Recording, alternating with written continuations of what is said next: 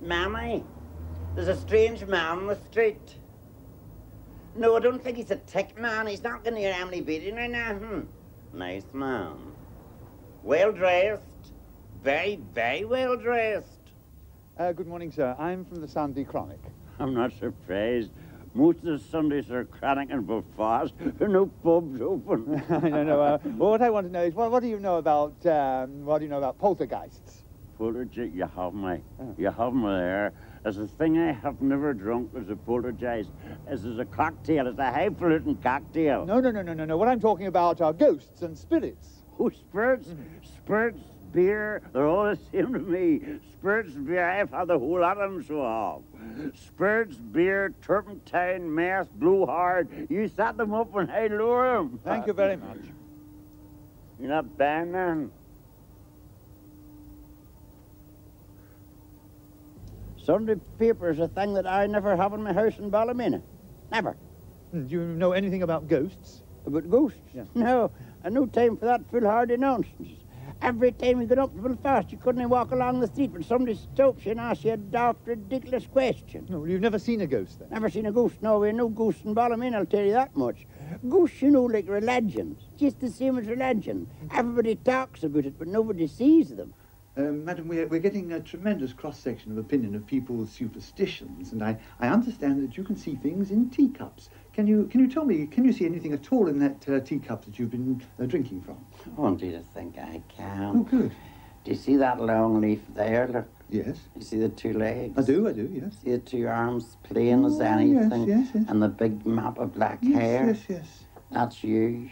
Me? I was having a drop of tea just before you knocked that door. I knew you were coming. Oh, really? That's interesting. You do this very often? Yes, if anybody comes now. So see there, do you see a wee roughness of money? Money? See that wee cluster there? Was that for you? That's a roughness of money. It's coming to me. Do I get paid for talking to you? Oh, well, I'm sure we can arrange a little something, yes. Oh, well. Do you often do this? Do you get friends in and so on? Ah, well, friends or neighbours or people that was worried come and sees me. Big man there facing come in the other day, a big strapping healthy man, as healthy as you and me, was worried. And did you help him? Made him a drop of tea and he took it and he handed him the cup and I looked and I shook it and I turned and says I, no, says I, there's nothing there at all, and it eased his mind. Walked up the hall and shut that door and he just dropped and died in the street. Oh, there's no doubt. There's future in tea leaves. Oh, good morning. Oh, good morning. Fancy you stopping me in a neighbourhood like this. Actually, I don't live here, as you need hardly ask. I'm taking a shortcut through from Sandy Row. I come down to Sandy Row for shopping occasionally. It's not that the things are cheaper, but they have such a wide variety. Right. Could you tell me, madam, do you believe in ghosts? In ghosts? Yes. Oh, implicitly. Oh, you do? Oh. You've some practical experience? I have indeed. Our own house, we live out of Cherry Valley, a very big house there. Our house is haunted. It's haunted? Oh, definitely. Oh, I see, that's very interesting. Have you talked to the ghost? Do you know him? He's a friendly sort of a ghost. Oh, indeed, I know him intimately now. Actually, he's the previous owner of our house in Cherry Valley. It's an enormous big place. Yes, quite. So, well, you've talked to him, have you? Many times. He's the previous owner, as I was telling you, and he died rather suddenly, actually. And he went up to heaven. And at the gates, they said, where are you from? And he said, oh, from Cherry Valley in Belfast. Oh, Chris said, are you really? I don't think you're going to like it very well here. Oh? So make it absolute paradise. He come back and he's living in our house and just hunting it. He's haunting it? Hey, naturally, he picked our house for he wanted the very best. He led a very good life, you know. Oh, he picked our house because we have a downstairs toilet and a coloured television.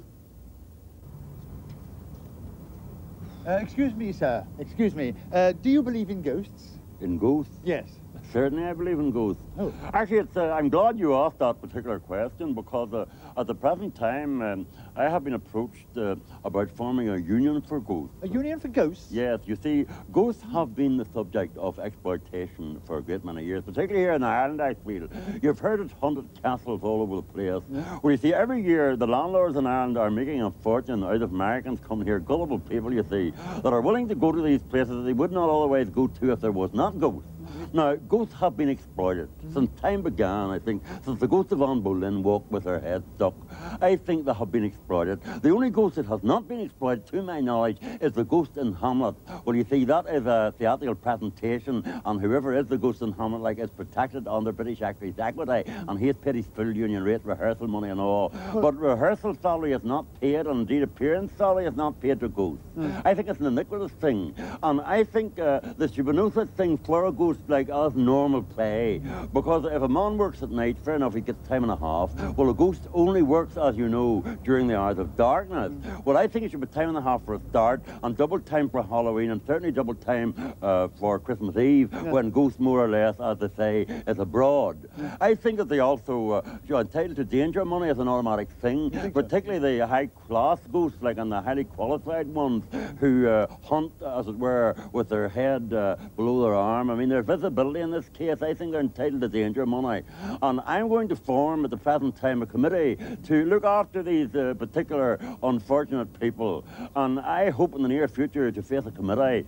And they say that ghosts scare hell out of people. Well, I certainly will scare hell out of the committee. That's all I can say at the present time. Thank you very much. Not at all.